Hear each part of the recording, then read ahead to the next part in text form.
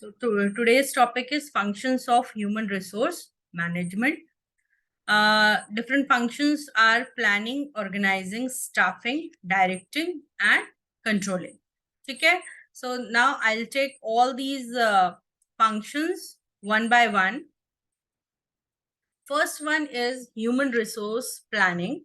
That is the continuous process of predicting future workforce needs and developing plans to make optimal use of employee skills and aptitude.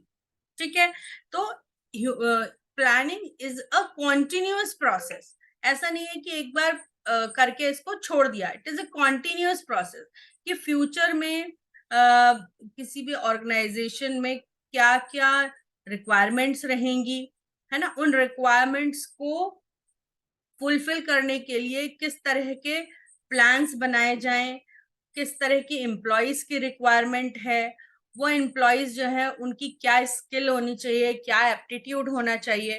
तो ये सारी चीजें जो हैं planning के अंदर आती हैं. ठीक, तो a manager must plan ahead in order to get things done by his subordinates. ठीक, and it is also important to plan in order to give the organization its goal. तो बेसिक जो aim है human resource management का, that is to attain the goal, to attain the aims of that particular organization. ठीक है, so planning helps establish the best procedures to reach the goals. Some effective managers devote a substantial part of their time to planning. ठीक है, तो managers क्या करते हैं, वो planning को एक प्रॉपर टाइम देंगे. ऐसा नहीं है कि ये एक क्विक प्रोसेस नहीं है. Planning is not a quick process कि ये फटाफट हो गई, है ना. एक टाइम टेकिंग प्रोसेस है, और जितने भी रिक्वायरमेंट्स हैं, है ना, उन सबको रिक्वायरमेंट्स को पॉइंट आउट करके उनकी लिस्टिंग करके और उस हिसाब से जो है वो मैनेजर्स प्लानिंग करते हैं. With respect to the human resource department, planning involves determining the personal programs that can contribute to achieving the organization's goal. ठीक है, तो मेन एम जो है वो to get the organization's goal. ठीक है, and different programs which are include anticipating the hiring that needs planning job requirements, descriptions, determining the sources of recruitment. ठीक है, तो इन सारी चीजों की प्लानिंग जो है वो मैनेजर कॉन्टिन्यूअसली करते रहेंगे. ठीक है, next is organizing. Organizing is the process of arranging and allocating work authority and resources to achieve organization goals, which involves identifying tasks to be performed, allocating the task among members, and integrating efforts to achieve its objectives. ठीक है, कि आपने planning कर ली. जो manager है human resource management, वो जो department है वो प्लान कर रहा है फर्दर क्या क्या रिक्वायरमेंट है ऑर्गेनाइजेशन की. प्लानिंग के बाद क्या है, ऑर्गेनाइजिंग, कि किस तरह से अरेंजमेंट करना है, वर्क को अलॉट करना है ना, और रिसोर्सेस को किस तरह से यूज करना है so that the organisation can attain its goal, है ना. तो क्या क्या चीजें होंगी कि जो भी टास्क होने उनको आइडेंटिफाई करना, फिर जितने भी टास्क हैं उनको, जितना भी स्टाफ है उनको उनके स्किल्स के अकॉर्डिंग एलोकेट करना, डिस्ट्रीब्यूट करना, है ना. एंड इंटीग्रेटिंग एफर्ट को देखना कि जो भी ऑब्जेक्टिव सेट किए गए हैं उनको किस तरह से अचीव किया जा सके. ठीक है, तो जो मैनेजर्स हैं they establishes the objectives, develops plans and programs to achieve them. They needs to design and develop the organisation structure to carry out the different operations. ठीक है, and developing the organisation structure includes grouping of personal activity, into functions or positions, assigning different groups of activities to different individuals, delegating authority according to the task assigned and responsibilities involved, and coordinating activities in different employees. ठीक, तो क्या करेंगे, grouping करेंगे और different groups को जो है अलग अलग एक्टिविटीज असाइन करी जाएंगी, है ना। अथॉरिटी डेलीगेटिंग करा जाएगा कि कौन कौन से टास्क जो है वो असाइन किए गए हैं, क्या क्या रिस्पॉन्सिबिलिटी दी जाए। फिर जितने भी एम्प्लॉयज हैं उन सबको कोऑर्डिनेट करना, ठीक, जिससे कि जो भी टास्क दिए गए हैं वो प्रॉपरली ऑर्गेनाइज्ड वे में सारा स्टाफ जो है उनको प्रॉपरली करे। ठीक, नेक्स्ट इज द स्टाफिंग। ठीक है, अब स्टाफिंग में क्या क्या चीजें आनी है इसको देखते हैं। Recruiting, selecting and hiring. ठीक है, तो staffing contains 3 process, recruiting, selecting, hiring. तो किन किन स्टाफ की रिक्वायरमेंट है, किस तरह के स्किल्स की रिक्वायरमेंट है ना, क्या किन स्टाफ को रिक्रूटमेंट किया जाएगा, ये सारी चीजें इसमें प्लान की जाएंगी। आफ्टर दैट सेलेक्टिंग, ठीक, selection on the basis of the interviews.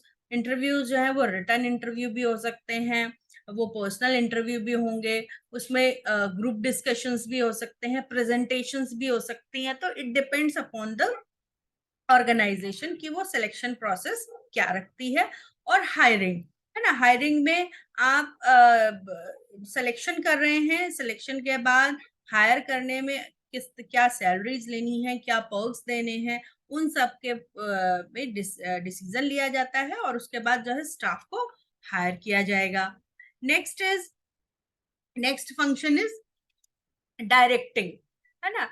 तो HR managers create plans, but implementing the plans smoothly depends on how motivated the people are. So motivation is very much important. ठीक, तो the directing functions of HRM involve encouraging people to work willingly and efficiently to achieve the goals of the organization. ठीक, तो human resource management का department का सिर्फ यही काम नहीं है कि उन्होंने प्लान कर लिया, उन्होंने डिस्ट्रीब्यूट कर दिया काम और उन्होंने जो है स्टाफ को रिक्रूटमेंट किया, रिक्रूटमेंट के बाद सबको जो जो भी उनकी रिक्वायरमेंट के अकॉर्डिंग उन सबको काम जो है ऑब्जेक्टिव्स डिस्ट्रीब्यूट कर दिए।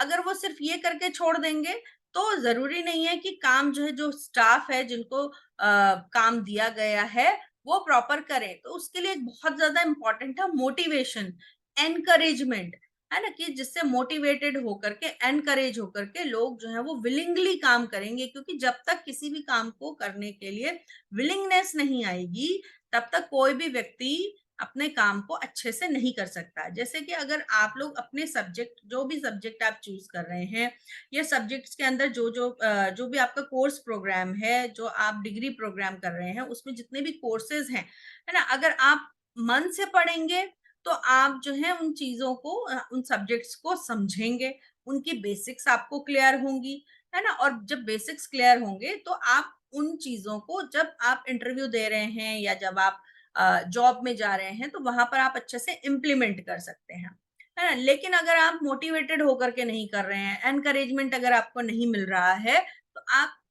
जो चीजों को उतने मन से नहीं कर पाएंगे। तो स्टूडेंट हो या स्टाफ हो, सबके लिए motivation is important as well as encouragement is also very much important.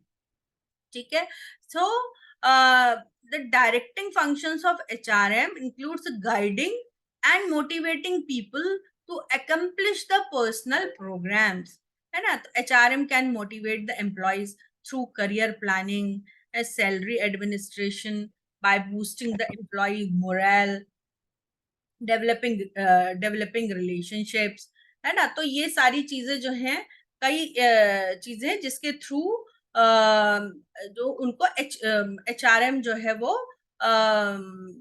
Boost up करता है, उनको moral boost up, providing safety requirements, looking after the welfare of the employees. तो ये सारी चीजें जो हैं डायरेक्टिंग में इंक्लूड होती हैं कि आप अब जितने भी स्टाफ है जिनको आपने हायर किया है उनको एक मोटिवेशन के साथ, एनकरेजमेंट के साथ एक इस तरह की एक पॉजिटिव डायरेक्शन में आप लेकर के जाएं, सो that they can work positively और पूरी 100% अपना काम में दें, जिससे कि कंपनी के गोल्स को जो है वो इजीली अचीव किया जा सके। ठीक है, नेक्स्ट इज कंट्रोलिंग, है ना। ये next function of HRM is controlling. तो controlling is all about the regulating activities according to the plans formulated based on the objectives of the organization। तो जितनी भी एक्टिविटीज हैं वो रेगुलेशन में चलें। ऐसा नहीं है कि कोई किसी भी तरह से कर रहा है, कि रेगुलेटेड वे में करना है ना। तो the managers observes and subsequently compares the result with the set standards। क्योंकि हर ऑर्गेनाइजेशन में जो एचआरएम है, ह्यूमन रिसोर्स मैनेजमेंट डिपार्टमेंट जो है, वो एक स्टैंडर्ड्स बनाता है। When they prepare the plans, तो they also set up the standards.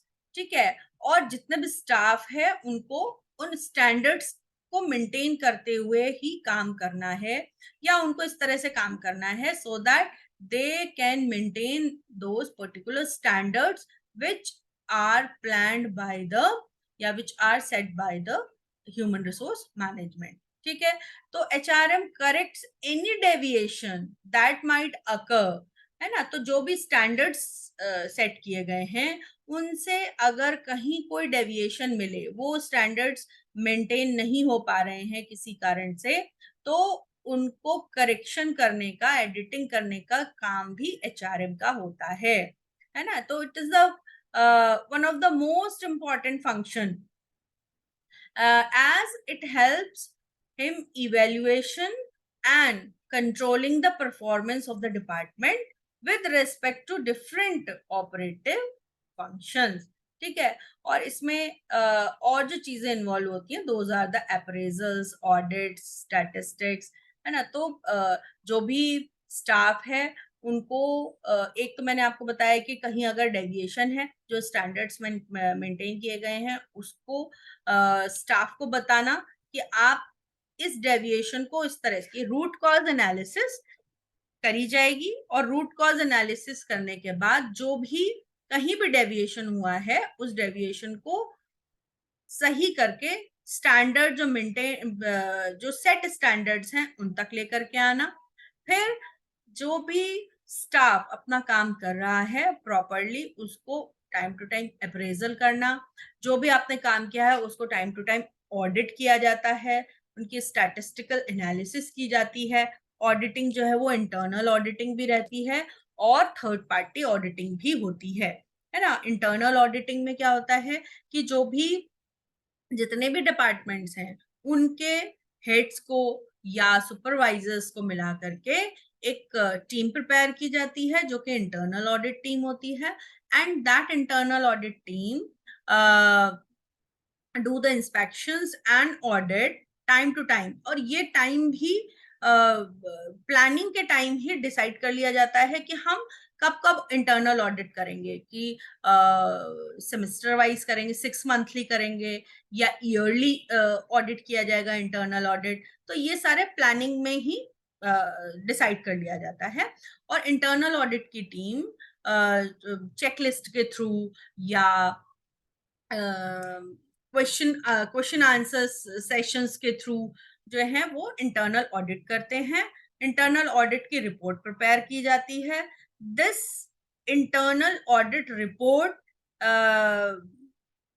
is the document which they can put as a proof in front of the third party audit, है ना। Third party auditor को भी बुलाया जाता है जो कि ऑडिट करते हैं कंपनीज का, कि जो जितने भी रूल्स रेगुलेशंस हैं दोज आर फॉलोड बाय ड्यूटीफुली और नॉट, जो भी स्टैंडर्ड्स हैं वो प्रॉपरली मेंटेन किए जा रहे हैं या नहीं किए जा रहे, तो थर्ड पार्टी ऑडिटर के सामने आप प्रूफ रखने के लिए the internal audit team prepare the document, है ना, और वो इंटरनल ऑडिट के डॉक्यूमेंट को एज अ प्रूफ उसके सामने रखा जाता है थर्ड पार्टी ऑडिट के सामने कि हाँ हमने इस टाइम पीरियड में इंस्पेक्शन किया, इस टाइम पीरियड में हमने ऑडिट किया, जहां भी कहीं भी डेविएशन आया स्टैंडर्ड्स को सेट होने में तो वहां हमने रूट कॉज एनालिसिस करके उस पर्टिकुलर डेविएशन को हमने किस तरह से रेक्टिफाई किया, है ना, कौन कौन से स्टैंडर्ड्स हम मेंटेन कर रहे हैं, which kinds of regulations we are following.